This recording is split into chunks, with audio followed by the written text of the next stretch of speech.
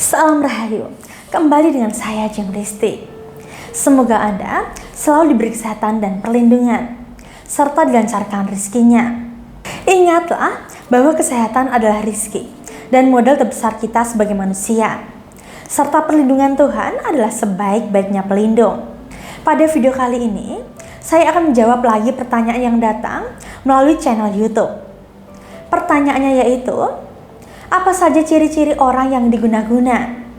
Di zaman sekarang ini, praktek guna-guna memang sudah sangat berkurang drastis. Namun bukan berarti praktek ini hilang. Masih ada orang yang melakukan guna-guna. Tujuan dari guna-guna ini pun bermacam-macam. Ada yang untuk pemikat, untuk pengeretan, hingga menghancurkan pesaing bisnis.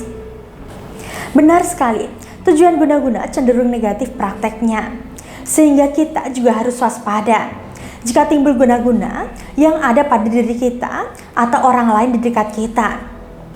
Karena itulah pada video kali ini saya akan membagikan beberapa ciri-ciri orang yang terkena guna-guna agar Anda bisa deteksi lebih dini dan mengatasinya langsung.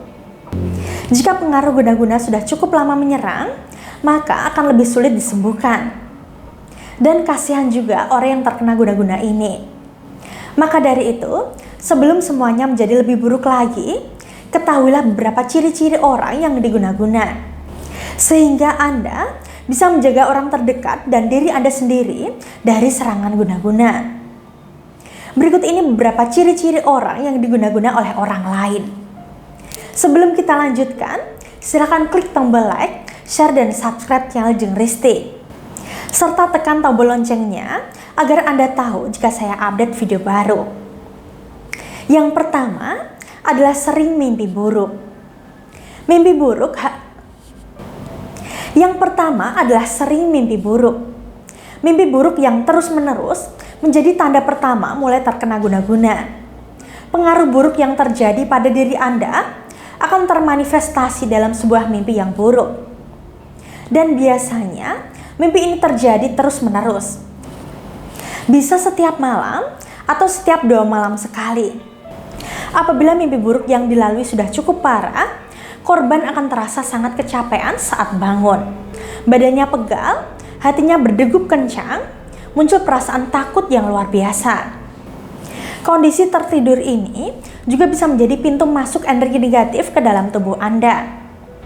Karena dalam kondisi ini, kebanyakan orang sedang dalam tingkat spiritual yang lemah. Saran saya, biasakanlah ketika akan tidur, Anda berwudu dahulu dan berdoa.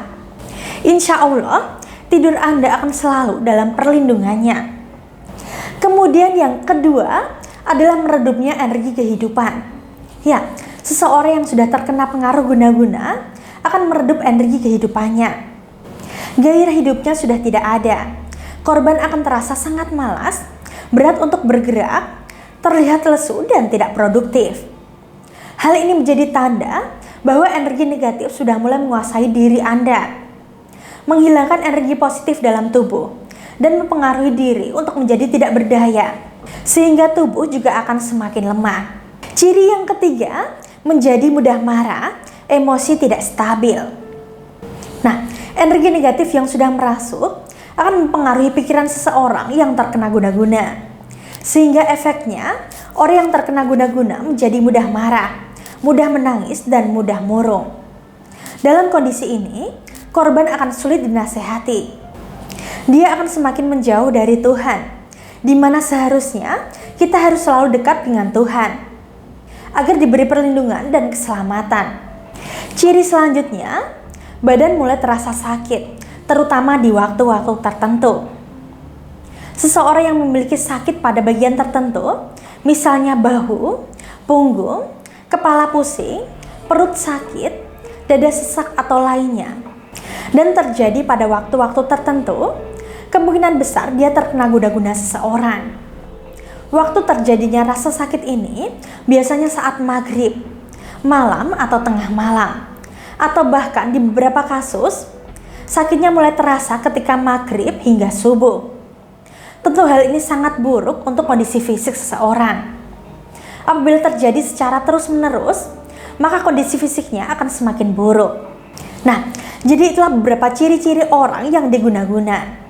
Apabila Anda mulai merasakan satu dari beberapa ciri tadi, segera ambil tindakan. Anda bisa hubungi saya atau memanggil ahli spiritual terdekat. Sekian untuk video kali ini. Semoga bermanfaat dan menambah wawasan spiritual Anda. Saya Jeng Risti, salam rahayu.